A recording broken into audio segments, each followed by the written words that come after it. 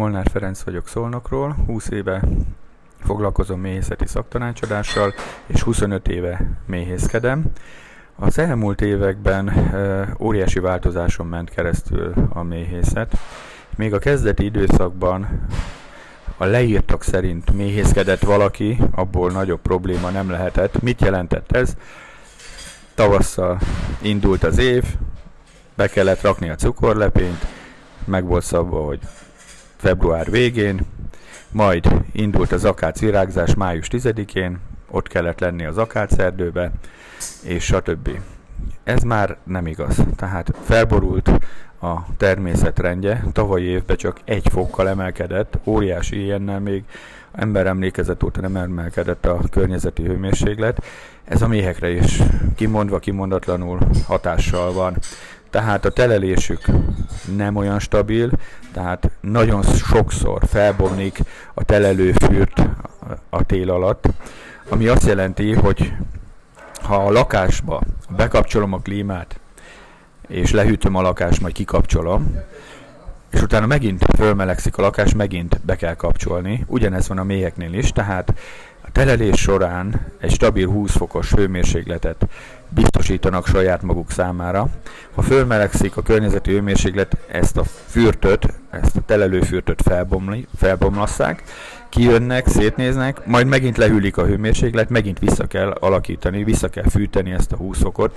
Tehát ez igénybe veszi a szervezetüket, és nagyon sok olyan változás történt, amire nem figyel oda a méhész az adott pillanatban. Lásd, 23-ban volt óriási aszály, és pont a telelési időszakra, amikor betelelnek a méhek, amikor azok a méhek születnek, amelyek majd télen élni fognak, mert egyébként 6 hét a dolgozó méhnek az élete, a telelő méheknek 6 hónap, és akkor nincs biztosítva számukra a virágporforrás, és nem tudják magukat idézőjelben mondom felhizlalni, tehát nem lesz egy kis zsír párna a méhek potrohán, akkor a tél nagyon meg fogja őket viselni.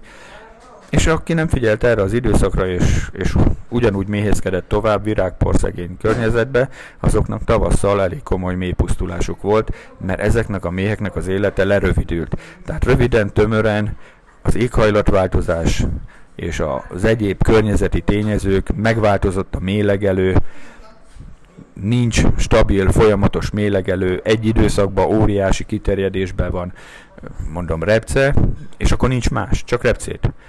Majd van egy átmeneti időszak, és nincs semmi, utána jön az akác, utána megint semmi, utána jön a napraforgó, hogy a nagy méhlegelőket említsem. Természetesen országon belül, ha odafigyel a méhész, akkor tud méhlegelőt biztosítani, mert olyan területekre vándorol, ahol éppen átmeneti időszakban is nyílik valami, például hárs, például vaddohány, de ez nem az egész országra jellemző, ami azt jelenti, hogy ha nem mozdítom meg a méhállományt, akkor ők ehhez a virágporhoz, ehhez a nektárforráshoz nem jutnak hozzá. Hárs, Baranya megye, Zselic, vaddohány, a bugaci puszták, tehát megvan az adott térségben, ahol ezek a növények mézelnek, de nem országos viszonylatban. Úgyhogy a méhészet nagyon nehézzé vált, költségessé, mert a költségek emelkednek, a méheket mozgatni kell, vándoroltatni kell, mert én azt gondolom, hogyha a méheket 2025-ben nem vándoroltatjuk, akkor már nem lehet gazdaságosan méhészkedni. Mindenféleképpen azt tudom javasolni, aki most 2025-ben azon töri a fejét, hogy méhészetbe fogjon, hogy egy tanfolyamot, egy alapkészséget sajátítson el, tehát egy alaptanfolyamot végezzen el, az nagyon sokat segít a későbbiekben, mert többször is hallottuk azt, hogy alapok nélkül építkezni nem lehet. Tehát ha olyan várat építünk, aminek nincs alapja, az nagyon légvár, és bármikor kipukkalhat. De ha megvannak az alapok, arra már lehet építkezni. Tehát ha valaki elvégez egy alaptanfolyamot, nem jelenti azt, hogy profi méhészé válik, de meg lesz az a készsége, hogy nem követheti, vagy nem követi el azokat a hibákat, amelyeket tudatlanul elkövethet. Tehát egy tanfolyamot, minimum egy tanfolyam elvégzésével indítsa a méhészeti vállalkozását, illetve keressen a környezetébe olyan mentort, aki mellett majd rendszeresen és folyamatosan gyakorolhatja ezt a tevékenységet, és a gyakorlati fogásokat elsajátítsa. Ezek nélkül ma veszteséges, tehát biztos, hogy nem lesz sikeres méhész, aki ezeket kihagyva próbál ma a méhészetbe belevágni.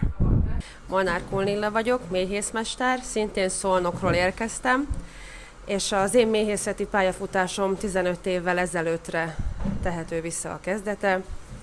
Egyébként diplomás szociológus vagyok, területfejlesztés szakirányon végeztem, és ugye innen egy jó kis 180 fokos fordulat volt, hogy a méhészet irányába íveltem. És úgy kezdődött az egész, hogy abszolút a mézfajták között sem tudtam különbséget tenni, viszont ami mégis rávitt arra, hogy ebbe az irányba elinduljak, volt egy kis családi pár hektáros földterületünk, és onnan jött a gondolat, hogy akkor, ha már egy kicsit a szüleim ugyan nem tekintettek az agrárium irányába, én ezt megtehetném, és akkor megpróbálom magam ebben a szegmensben is. És 15 éve már így ragadtam, hogy a méhészet teljesen magával ragadott. Azt megtanultam, hogy a kommunikáció nagyon fontos. Egy kreatív embernek tartom magam, tehát eleve van számos ötletem, amit szeretnék megvalósítani, viszont nagyon fontos, hogy olyan emberekkel is tudjak beszélgetni, akik teljesen más látásmódot képviselnek, és akár egy árukapcsolás, bármi egy olyan pozitív gondolat, az el tud vinni egy olyan irányvonalban, hogy én új termékeket, új ötleteket alkothassak. Mindenféleképpen fontos a kommunikáció. És legtöbbször már úgy szoktam megrendeléseket is elkészíteni, hogy nincs, tehát van iránymutató termékeket lehet találni, meg csomagolásokat a weboldalamon, viszont hogyha a kedves megrendelő megkeres, és azt mondja, hogy tudja, hogy mekkora összegben gondolkozik, vagy van egy elképzelése, mint például legutóbb pünkösd alkalmából volt egy olyan megrendelés, hogy piros volt a dresszkód, és piros rózsát szeretett volna a megrendelő, és akkor innen jött a gondolat, hogy mint az esküvőknél is köszönő ajándék, hogyha egy nagyobb rendezvényen valaki szeretne ajándékot adni, simán megoldható így mézzel, és akkor méhviaszból öntöttem gyertyát, pirosra színeztem, és akkor egy kedvenc mézet választottam, ami a mi tájegységünkön, Szolnok környékén egy ritka méznek számít egyébként országosan, mert csak a Tisza vonalán terem a Tisza árterébe az ámorméz, és akkor egy egyedi címkét terveztem hozzá, már is testre lett szabva a termék, egy tök jó kis csomagolás, és már is megvan. És ugye ehhez kell úgymond inspiráció, aki segít nekem abban, hogy mégis valami irányba el tudjunk indulni, és így lehet egyébként új dolgokat alkotni. És így jött egyébként a gyertyaöntés is, hogy több partner mondta, hogy jó, oké, protokollajándék, önkormányzatoknak a méz, cégeknek ajándék a méz, de legyen egy kicsit bővebb. Tehát ha már a méheknek van egy ilyen értékes ajándéka, hogy méhviasz, akkor abból ugye gyertyákat lehet önteni. És ugye ez is egy művészet, tehát számtalan forma létezik, egyedi formákat is lehet készítetni, és utána pedig már csak alkotni kell. És akkor egy szép csomagolásba bújtatva a méz, és a gyertya együtt egy fantasztikus ajándék, és ami még nagyon fontos, hogy mi a Jászsági Mézlovagrendnek vagyunk a tagjai, és ott pedig én vagyok a mézes puszedli őr, és ugye ebből már lehet következtetni, hogy a mézes puszedli is benne van a repertoárunkban. Ez is úgy alakult, hogy jött egy megkeresés, hogy Lila, nem szeretnél mézes puszedlit sütni? Itt van a karácsony, ünnepek, és biztos, hogy vásárolnák. Hát mondom, én nem biztos, hogy akarok puszedlit sütni, de olyan jól sikerült, hogy már 8 éve sütöm, és benne van szintén így a termékpalettában, és tök jó csomagokat lehet így készíteni, hogy süti, gyertya, méz, kis kiszerelés, nagy kiszerelés, és kész is van a karácsonyi csomag. Nyilván én is úgy voltam vele, hogy azért az ember szereti, hogyha elismerik, és volt is egy időszak, hogy úgy többször megmérettettem magam, a termékeimet. Én minden elismerésemre büszke vagyok, de igazándiból azt tudom a legjobban kiemelni, amikor a munkásságomat ismerik el, nem egy konkrét terméket, hanem magát a Lilla Méze brandet, az én munkásságomat, azt, hogy értéket teremtek, és többek között ugye ezért is vagyok nagyon büszke az agrármarketing díjamra, hogyha ki kell valamit emelnem, mert azzal igazándiból a munkásságomnak azt a részét ismerték el, hogy én új termékötlettel léptem a piacra, és megalkottam a városmézeket, és ami pozitívum, hogy több méhész kollega már a saját településén is bevezette ezt a jó példát, hogy megalkotta a saját városmézét. És ugye ez egy új értékesítési szegmens, azt gondolom, hogy minden lehetőséget meg kell ragadni ahhoz, hogy piacon tudjunk maradni, és új termékekkel tudjunk piacra kerülni. Hát igazándiból a bizalom, hogyha csak mint fogalom vesszük számításba, tehát ha valakiben megbízol, ugye az egy hosszú távú együttműködés. Na most, hogyha valaki nem ismer engem, valahogy mégis a bizalmába kell férkőznöm, és azt gondolom, hogy a munkásságomban próbálok arra törekedni, hogyha valaki oda téved, vagy céltudatosan rám lép a weboldalamra, akkor annyi információt kapjon rólam, hogy látatlanul is a bizalmába kerülhessek.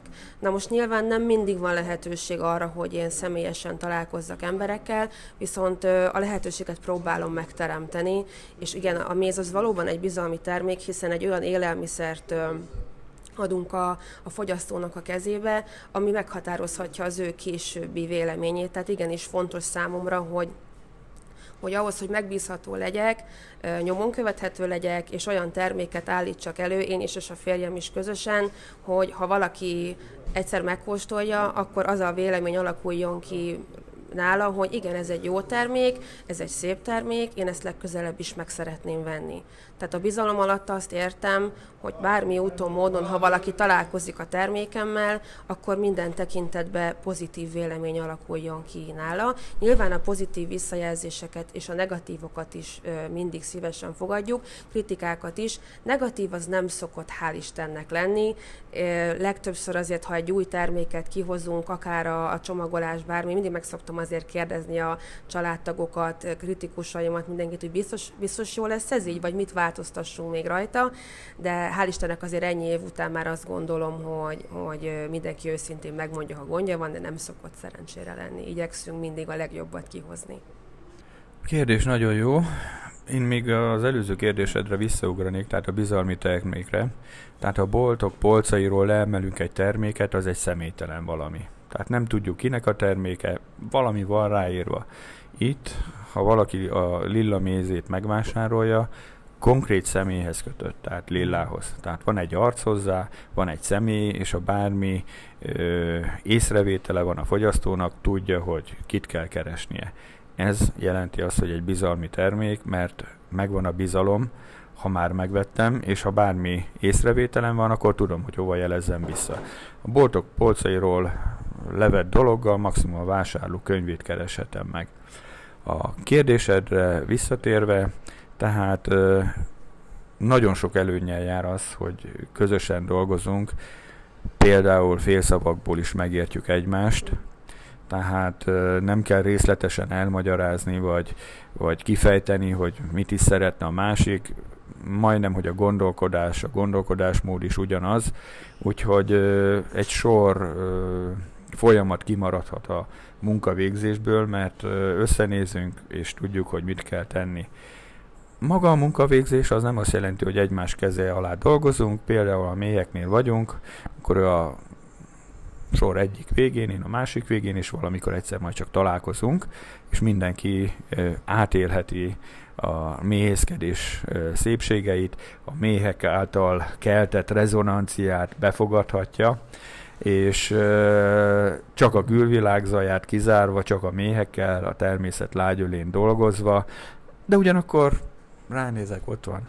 És akkor ez bőven elég arra, hogy együtt vagyunk, ami nem jelenti azt, hogy hozzá is érünk egymáshoz, de egy légkörbe, egy helyen dolgozunk. Számomra ez egy óriási előny így dolgozni, hiszen a munkahelyen is, meg a hétköznapi életben is azzal vagyok, akivel jól érzem magam, akit szeretek, és többen kérdezik ezt, hogy ezért ez nem sok már. Hát mondom, nézd, hogyha valóban azzal vagy, akit szeretsz, és azt csináljátok, amit szerettek, röpül az idő, és most volt tél, és már nyár van. Sajnos mindjárt ilyen alapon akár tél is lesz. Úgyhogy Én ennyit. Hát ez nagyon szép volt, bocs, ez szinte egy szerelmi vallomás. Én is úgy éreztem, hogy ez olyan volt egyébként. Igen, én ha egy szóval szeretném ezt a közös munkát, tehát önmagában az a munka, amit mi végzünk, ugye ez az egész mezőgazdaság, állattartás, ez egy életforma. Tehát itt ez bizonyos lemondásokkal jár, és azért jó, hogy mi ugyanazt csináljuk, mert pontosan tudjuk, hogy miről kell lemondanunk, ezért nem okoljuk a másikat. Ha teljesen más munkahelye lenne, vagy más szegmensben dolgozna a Feri, lehet, hogy már nem volna olyan megértő, hogy én tudom, hogy nekem most még este is a méhekkel van dolgom, meg már hajnalba is kelni kell, tehát mi így egy csapat, egy szövetség vagyunk. És ugye pont ezért is, hogy nem mindig ugyanaz a munkavégzésünk, még így ágazaton belül sem, de jól kiegészítjük egymást, mert ugye az értékesítésért, a marketingért én felelek, az új piacok felkutatásáért is én felelek, viszont amikor tényleg, ha személyes találkozás van és tárgyalni kell, akkor meg mégis együtt csapatként dolgozunk. Tehát megvan az, hogy tervezek egy címkét, vagy egy csomagot összeállítok, és akkor ő jóváhagyja, vagy megmondja, hogy még mit kellene rajta egy icipicit tökéletesíteni, tehát maximálisan működik a csapatmunka. Amikor kicsit túl szárnyalok, akkor ő fék, amikor meg lelassítok, akkor meg lök előre, tehát pont az a jó összhangsúly megvan közöttünk, és igen, azt gondolom, hogy ezt a fajta életformát, ami számomra hivatás is, meg ugye szerelem is, hogyha a szerelmemmel együtt csinálom, akkor azt gondolom, hogy sokkal könnyebb, és a munka már is nem munka lesz, hanem egy olyan időtöltés, amivel azért jót is teszünk, igen, teszünk azért is, hogy jobbá tehessük a világot a méhek védelmével, a méz népszerűsítéssel, meg igazándiból pénzt is tudunk keresni, ugye nem egy utolsó a megélhetés szempontjából, és ugye ezt együtt.